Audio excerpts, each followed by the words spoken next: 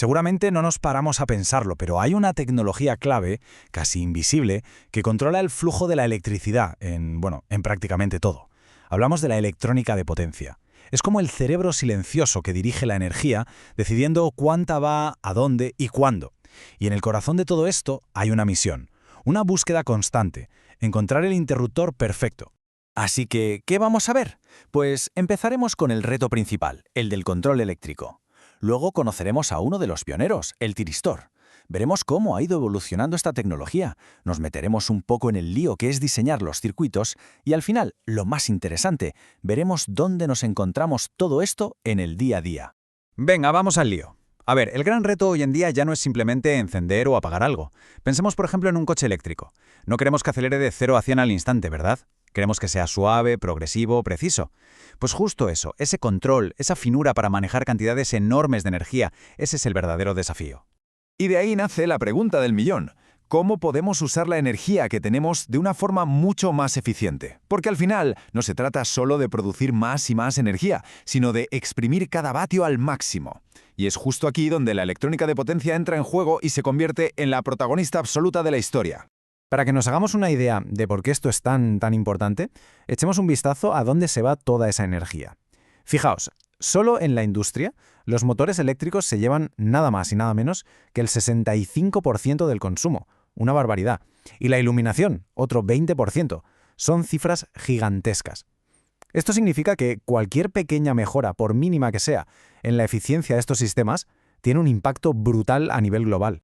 Y esto lo vemos aquí perfectamente. Estos motores son auténticas bestias de trabajo que mueven el mundo, literal, desde una fábrica a un sistema de bombeo de agua.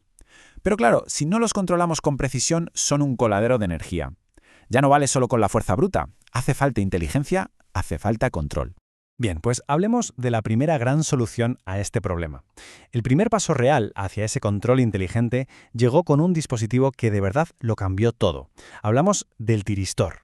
El tiristor, que también se conoce como SCR, fue una auténtica revolución. ¿Por qué? Porque era un interruptor de estado sólido, o sea que no tenía piezas móviles que se pudieran romper o desgastar. Le dabas un pequeño impulso eléctrico, ¡zas!, se activaba y la corriente empezaba a fluir sin parar. Es un poco como una puerta de esas que se cierran de golpe. La empujas y se abre, pero la pregunta es, ¿y ahora cómo la cerramos? Y ahí está el kit de la cuestión. El tiristor original era fantástico para encender cosas, pero para apagarlo, tenías que esperar a que la propia corriente del circuito se cortara. Y claro, esta limitación era un problemón si lo que se buscaba era un control más fino, más dinámico. Como es lógico, la ingeniería no se iba a quedar de brazos cruzados. Lo que vino después fue básicamente una carrera fascinante para ver quién conseguía superar este problemilla del tiristor y crear, por fin, un interruptor que diera un control total, tanto para encender como para apagar. Y de esa carrera nació el GTO, el tiristor de apagado por puerta. Y esto sí que fue un salto de gigante. Por primera vez, los ingenieros tenían en sus manos un interruptor de alta potencia que podían encender cuando querían y, lo más importante, apagar cuando querían, solo con otra señal eléctrica. Usando la analogía de antes, por fin la puerta tenía una manilla por dentro. Pero bueno, ya se sabe que en ingeniería casi nunca existe la solución perfecta para todo. Siempre hay que hacer concesiones. El GTO era muy potente, sí, pero también era complejo de manejar y un poco lento. Y al poco tiempo apareció un competidor, el IGBT. Este era mucho más fácil y rápido de controlar, pero a cambio no aguantaba tanta potencia. Así que al final la elección dependía de para qué lo quisieras. ¿Necesitas fuerza bruta o prefieres velocidad y agilidad? Entonces, la situación era, tenemos fuerza por un lado y agilidad por el otro. ¿Cuál es el siguiente paso lógico? Pues intentar juntar lo mejor de cada casa, claro. Y de esa ambición, de ese ¿y por qué no tenerlo todo?, nace el IGCT, un dispositivo que intenta precisamente eso, combinar la potencia y la robustez del GTO con la velocidad y la sencillez de control del IGBT. Y esta frase lo clava, lo resume a la perfección. Ese es el santo grial de la electrónica de potencia. No es solo poder encender y apagar, es poder hacerlo de la forma más eficiente, más rápida y más robusta que exista, y se puede decir que el IGCT, hasta ahora, es uno de los mayores éxitos en esa búsqueda. Pero claro, tener el interruptor ideal, o casi ideal, es solo una pieza del puzzle. El verdadero arte, la verdadera magia, está en diseñar todo el circuito que va alrededor para que ese interruptor funcione como debe. de forma óptima y sobre todo segura. Y este es un poco el día a día en este campo. Diseñar no es una línea recta ni mucho menos, es más bien un bucle. Partes de unos requisitos, analizas el circuito, miras si los cumples, que no, pues nada, a reajustar parámetros y a empezar de nuevo. Es un proceso de prueba y error, de optimización continua hasta dar con la tecla. Y para no ir a ciegas en ese proceso, se utiliza una herramienta matemática que suena un poco seria, la función objetivo. Pero en el fondo es algo sencillo, es una forma de ponerle números a lo que consideramos mejor.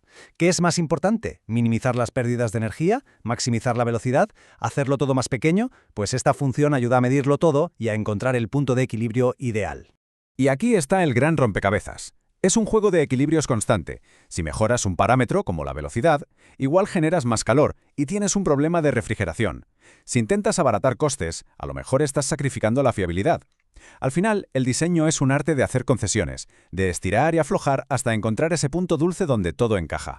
Mirad, un ejemplo muy claro de esta complejidad son unos circuitos auxiliares llamados snubbers. Pensemos en ellos como los amortiguadores de un coche, pero para la electricidad. Cuando un interruptor de estos tan potentes se abre o se cierra, de golpe puede provocar picos de tensión bestiales, muy peligrosos. Pues el snubber está ahí para absorber ese golpe y proteger al componente principal. Bueno, y después de toda esta parte un poco más técnica, vamos a lo interesante. ¿Dónde está toda esta tecnología en el día a día? Porque aunque no se vea, está absolutamente por todas partes.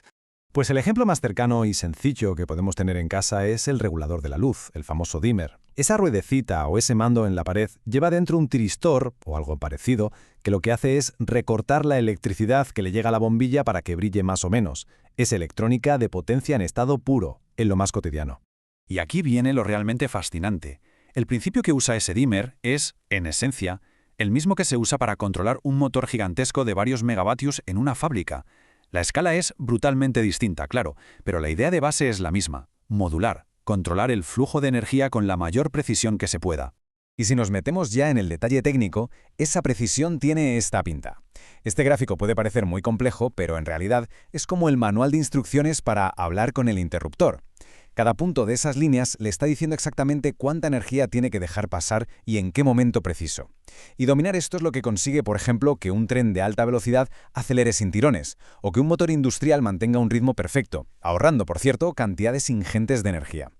El impacto de todo esto, como vemos, es inmenso. Esta tecnología es el corazón de los variadores de velocidad que ahorran una barbaridad de energía en la industria. Está en las fuentes de alimentación de los ordenadores, en los inversores que hacen que la energía de una placa solar se pueda usar en casa. Y, por supuesto, en los sistemas de propulsión de los coches eléctricos, que están cambiando por completo cómo nos movemos. Así que la búsqueda del interruptor perfecto no ha terminado, ni mucho menos, sigue adelante. Con cada pequeña mejora en la eficiencia en el control, se abre un mundo de nuevas posibilidades. Y la gran pregunta que queda flotando en el aire es, ¿cuál será el siguiente gran salto? ¿Qué nuevo dispositivo, qué nueva técnica va a definir la próxima revolución en nuestra forma de usar la energía eléctrica?